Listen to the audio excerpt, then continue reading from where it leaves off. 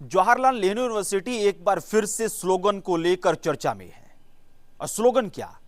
तो स्लोगन भारत के प्रधानमंत्री नरेंद्र मोदी और गृह मंत्री अमित शाह की कब्र खुदने को लेकर नारे। और इसको लेकर अब अलग ही माहौल जो है वो देश के अलग अलग हिस्सों में देखा जा रहा है कि कैसे किसी ऐसे बड़े यूनिवर्सिटी में या फिर देश के किसी भी हिस्से में इस तरह के नारे लग सकते हैं।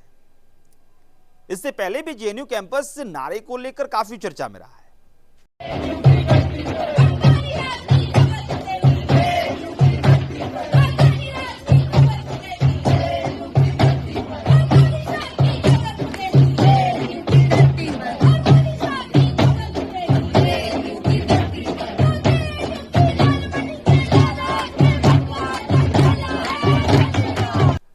लेकिन वर्तमान में जो चर्चा है वो मोदी शाह के कब्र खोदेंगे जेएनयू के कैंपस में ऐसे नारे लगते हुए नजर आए। जो वीडियो लगातार वायरल हो रहा है, जिन वीडियो को लगातार सोशल मीडिया पे वायरल किया जा रहा है, उस वीडियो में ऐसे ही स्लोगन सुनाई दे रहे हैं।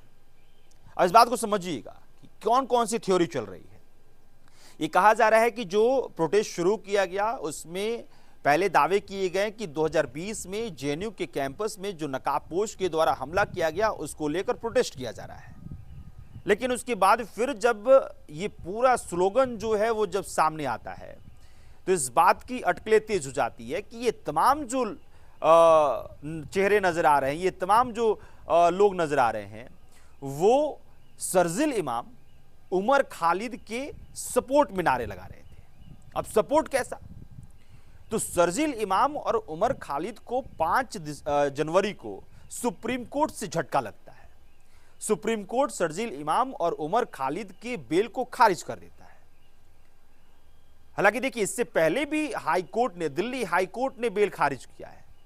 शर्जील इमाम, उमर खालिद और इनके साथ 5 जो अन्य गिरफ्तारियां थी, जो जेल में बंद थे, उनके बेल को दिल्ली हाई कोर्ट ने पहले ही खारिज कर दिया था। लेकिन सुप्रीम कोर्ट में याचिका डाली गई थी, लेकिन सुप्रीम कोर्ट में शर्जील इमाम और उमर खालिद के बेल को खारिज किया गया। लेकिन बाकी के 5 अन्य जो जेल में पिछले 5 सालों से बंद थे, उनको जमानत मिल गई। जिन 5 लोगों को सुप्रीम कोर्ट ने बेल दिया है उनके नाम मैं बता देता हूं और उनकी पहचान किस तरह से है वही मैं आपको बता देता हूं कि गुलफिशा फातिमा एक छात्रा के तौर पे पहचान है और सामाजिक कार्यकर्ता है। मिरान हैदर जामिया मिलिया इस्लामिया का छात्र और राजद युवा इकाई का नेता। शिफा उर रहमान जामिया समन्वय समिति के सदस्य। सदाब अहमद स्थानीय निवासी और विरोध प्रदर्शनों में सक्रिय भूमिका। मोहम्मद सलीम खान साजिश के मामले में आरोपी।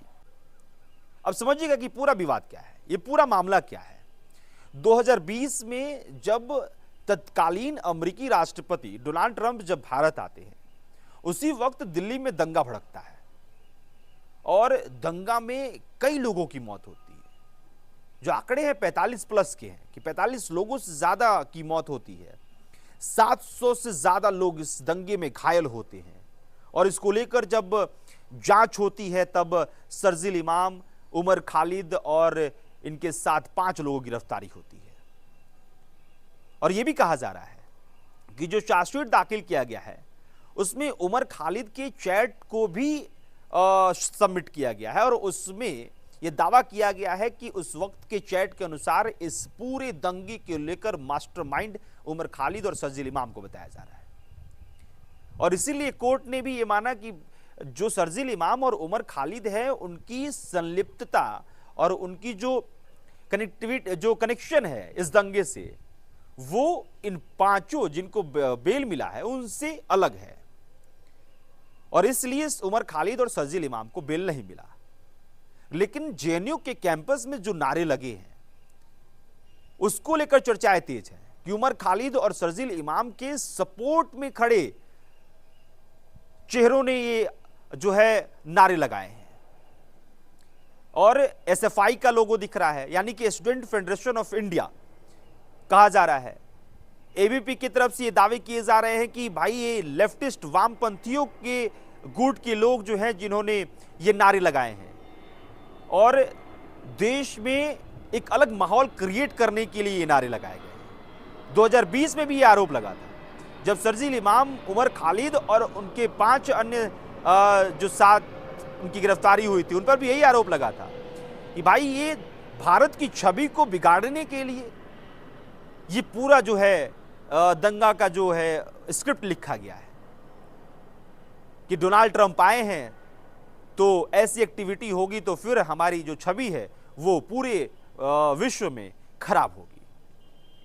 ये भी चर्चाएं और ये भी दावे किए जाते हैं। हालांकि देखिए, जेएनयू के कैंपस में जो नारे लगे हैं, इसको लेकर अब तमाम चीजें बहुत रफ्तार में आ गई हैं, लेकिन कानूनी प्रक्रिया क्या कुछ होता है ये देखना होगा।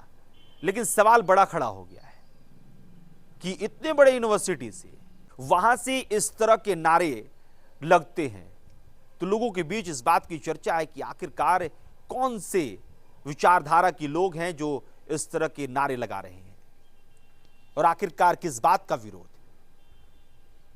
किस गुस्से को लेकर, किस बात को लेकर इस तरह के नारे लगाए जा रहे हैं।